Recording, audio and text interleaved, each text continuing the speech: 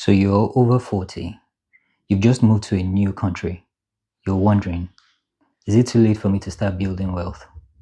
Is it actually possible for me to get rich here? Short answer, yes. Long answer, walk with me. The reason people fail to build wealth after relocating is not because of their age or circumstance. It's because of what they do not know. Hi, my name is Modupe, and in this video, I'll be showing you why now is actually the best time to start your journey towards financial freedom. I'll walk you through some definite steps that you can and should take from today to make up for lost time. By the end of this video, you'll know exactly where you stand and what you need to do to get from where you are today to where you want to be. Let's get into it. So a few years ago, just before I turned 40, I made the decision to leave Nigeria and relocate to a new country. Scary, I know. I had a decent life in Nigeria actually, but I knew it was time to leave. Despite the fact that I had spent the vast part of my working life saving, investing diligently, when I got to the UK, it took me close to a full year before I could actually muster up the courage to start investing and taking control of my finances here, because there were so many things I did not know. At the time, one of my biggest fears was that I was wasting time. I looked at the value of my naira, all the savings that I had had in Nigeria, and thanks to the devaluation that happened in 2020, it felt like it didn't amount to much. And I wondered to myself, have I just been working for the past 15 years for nothing? Am I about to start all over again in this new country, to start from scratch? So I know exactly how it feels to feel like everything you've been working for doesn't really amount to much in the grand scheme of things when you move to a new country. To feel like you're having to diminish yourself and do things in this new place that you stopped doing in Nigeria over a decade ago. I know exactly how it feels. But the good thing is that was then, and I can assure you there is a path from then to now. There's a path from A to B. And that's what I'll be sharing with you today. But before we go further, allow me to introduce myself. My name is Modupe. I am not a financial advisor. What I am is someone who has experience, someone who has gone through a lot of the things that the people watching this video have probably gone through or are going through. And what I can share is my experience and how I have resolved a lot of those challenges. Like I said, I'm not a licensed financial advisor. Nothing in this video should be taken as financial advice. However, make sure you watch this video to the end because I have a bonus tip that I'll share at the very end of the video. So the first thing that you need to know is that 40 plus is not the end. I'm 40 plus. It's basically a fresh start. It's a new stage in your life, wherever you are, whether you're in Nigeria or you're in UK or you're in Canada. 40 plus is not the end. Many successful people started late in their careers, started late in their lives. Ray Kroc, the guy who made McDonald's what it is today, didn't meet the McDonald's brothers until he was in his 50s. Samuel Jackson was 46 when he got his breakthrough role in Pulp Fiction. He didn't get that role until he was 46, and that's what made him blow up. He's 76 today and he's balling. Even Stan Lee, that created the whole Marvel with his partner, was almost 40 when he created his first comic.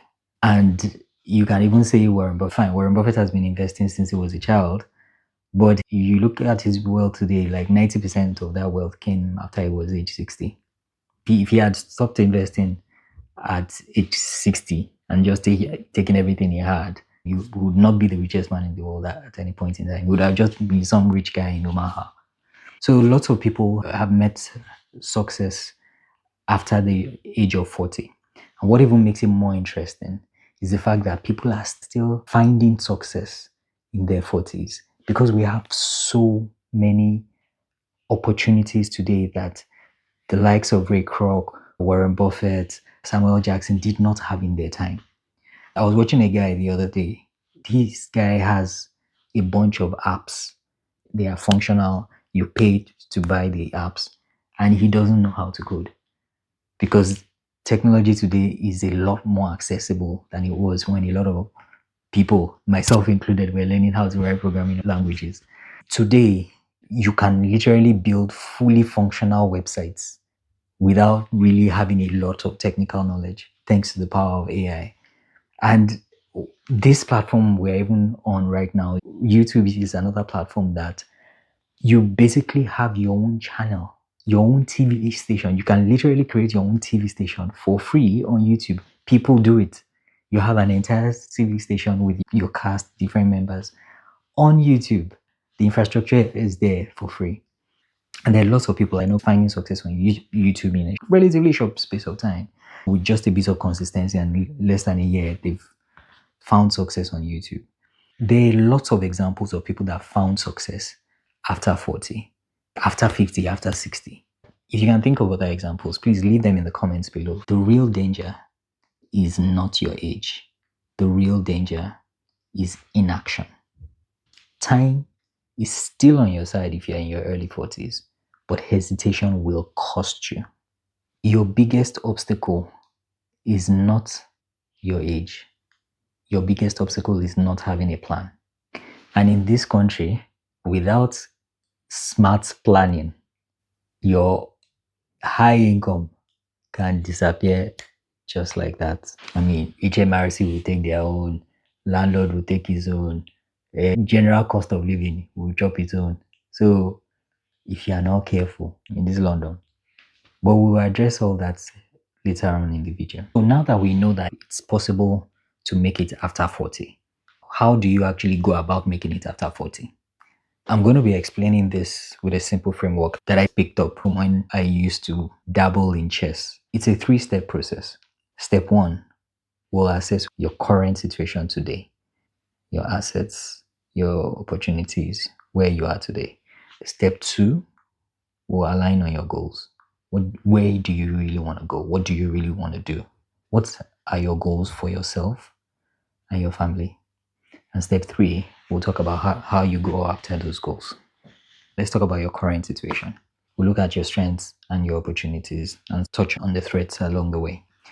The first thing you need to do is assess all the assets that you have, both financial and non-financial assets. If you're looking at your non-financial assets, you're looking at things like your work experience, your life experience, skills you picked up professionally and non-professionally, your family, your partner, your contacts, your friends back home in Nigeria and over here in the UK and in other parts of the world. We all have friends that have jackpot to Canada, the US, and even other countries in Europe and Asia. So you have friends all over the world. They are essential to your journey because really, you can't do this alone. Now, if you look at your actual financial assets, your current financial standing, you need to understand what I like to call your net worth. You need to understand what it is. Basically, you need to look at all your assets, your investments back home, your investments here, property, land, shares, your assets. And then you look at your liabilities as well, credit cards, any debts you owe, what's the net of it? Include everything from pensions, maybe you haven't collected your pension, there's your PFA in Nigeria, all that. You need to have it all together in a simple document. I have an Excel template that I use for mine that basically shows me everything that I have at a glance. I'll link that in the video description. Now, in addition to that, you also need to analyze your income and your savings. Do you actually have anything you are able to save, either monthly or annually, after you've taken out all the expenses, all the taxes, and all that from your income? You need to analyze that. You need to be painfully honest with yourself and look at where you stand. Because where you stand today is the precursor to where you will be tomorrow. You cannot start walking towards your objectives without having an honest understanding of your current position today. For instance, when I moved here a couple of years back, and I looked at my financials, I was fortunate at the time. There was a bit of a bonus that I had when I was moving from Nigeria. But then I was looking at my monthly expenses and I realized that I would run out because every month I was eating into my bonus to supplement the salary that I was earning. Why? Because I still was trying to adjust. It was during the pandemic. I was trying to find, okay, how do you even get food in this place? So I was ordering takeout. How do you even buy groceries? I would use a very expensive site where you would get someone that would go and do your shopping for you. And it was expensive. Then I discovered Amazon Fresh, which was a lifesaver. It was when I did that honest assessment that I realized, look, I can't continue like this. I need to reassess and look at where my money is going and have a plan so that I would be able to survive till the end of the year and not eat all my bonus. Now, the next thing we need to look at are the opportunities around you. And oh my, there are a lot. So the first obvious opportunity is your location, wherever you are in the UK. The UK is designed for long-term wealth building. Long-term, it's not designed for sharp, make money quick, but it's designed for you to build your wealth gradually over time. The biggest export that the UK had for decades was financial services. They have some of the oldest and most reputable banks in the world. Though I would argue that Nigerian banks are just as good, if not better, in certain things. However, let's give it to the UK. You need to take advantage of it. Leverage the financial systems that are in this country. But for you to do that, you need to understand them. And then there are other benefits that to the average Briton, it will sound like I'm saying oxygen is a benefit, but to an immigrant like me, 24-hour electricity is an asset. It's an asset that I use very judiciously. I do not take it for granted. Credit is an asset that I use carefully when there is a need to and when it will benefit me. We'll talk more about building your credit later. And then you have things like government support. And government support doesn't even have to come in form of benefits or anything. No. The mere fact that the government is paying attention to certain sectors, that they are encouraging investments, giving tax rebates to certain sectors in order to encourage the growth of those sectors. And speaking of sectors, you need to look at global trends. And one big global trend right now is artificial intelligence and what's happening around that space. I talked about government priorities before, but that's an important asset. What's the UK government focusing on? What's their priority? What are the sectors that they are encouraging and they are trying to give benefits to? How can you tap into those sectors? For instance, the Prime Minister announced a couple of weeks back that he wanted the UK to lead in the AI race. And a lot of people mocked it because a week later, the US announced that they were investing close to $500 billion in that whole race. And the UK had only announced a paltry sum relative to that. But what had happened a couple of days after that, literally a week after that announcement, China launched their own generative AI model that was way cheaper than even the figure that the UK had set aside to invest in that sector. What does that tell you? AI is no longer about who has the most money. It's about who has the will and intent and the drive to go into that sector and do something with it. So if the UK government is still intent on leading that space, the opportunity is still there and you are in the UK. What are they doing about it? How can you tap into it? How can you learn about it? It might be nothing more than you just understanding it enough to discuss with your colleagues, your senior colleagues at work. Be known as the AI guy, the guy that knows what there is to know about AI. It's an opportunity. There's this story about the gold rush in the US. There was a period in history where everyone was going around because they found gold in certain parts of the country and everyone was trying to get their own shares. They would be panning for gold, digging, exploring, trying to find gold. And you know what people discovered later on about that period of time?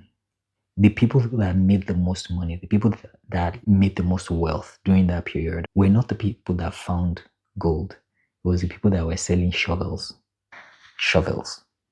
Because everybody was coming to them to buy shovels. Think about that.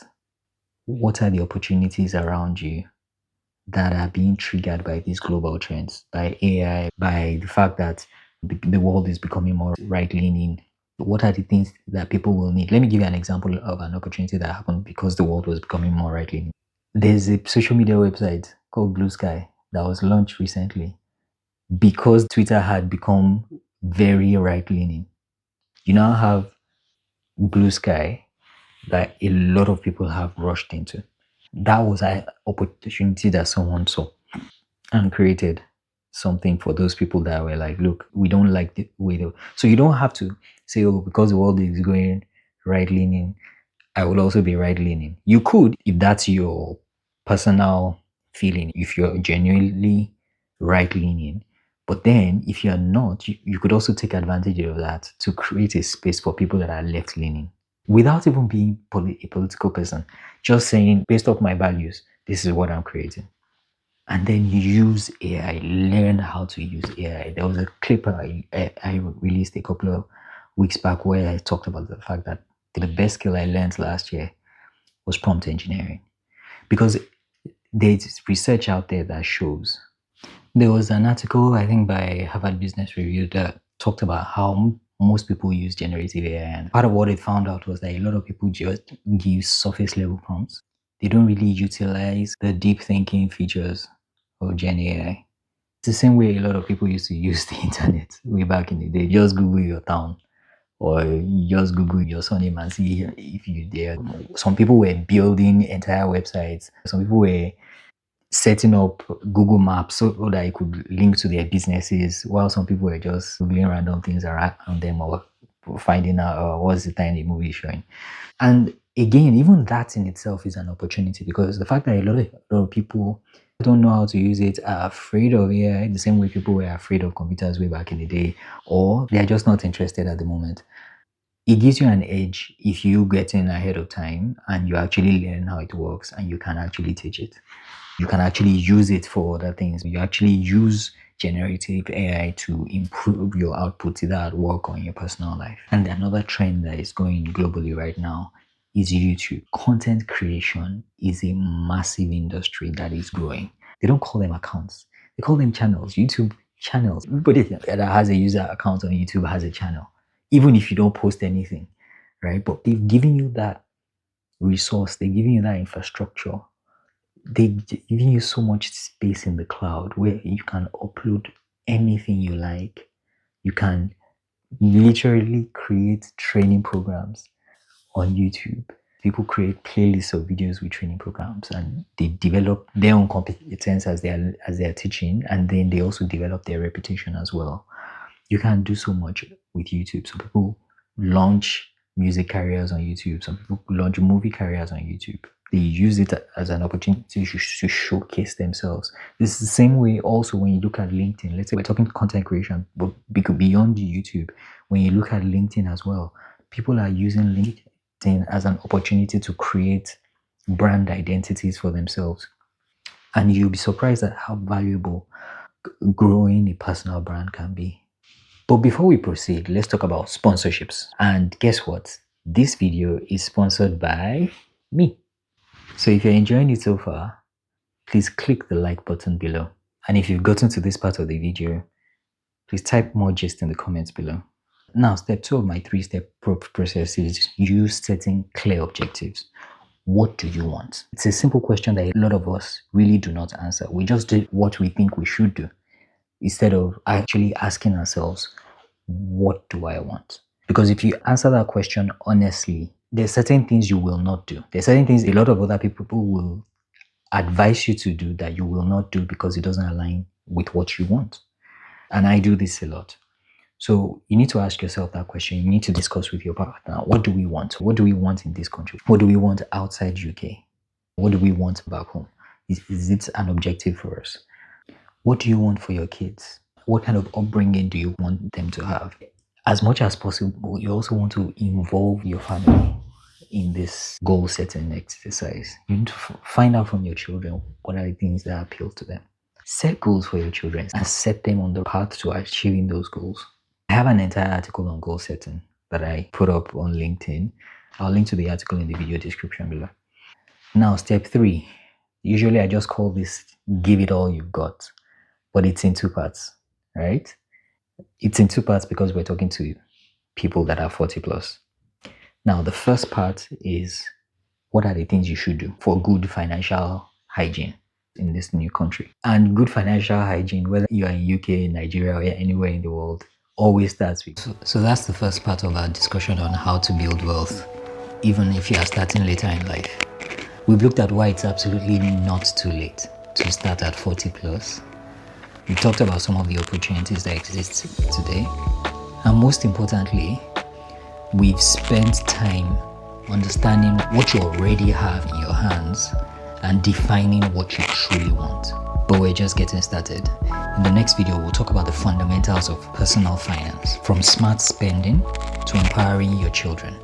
So click on the link here or in the description to jump straight into part 2. See you over there.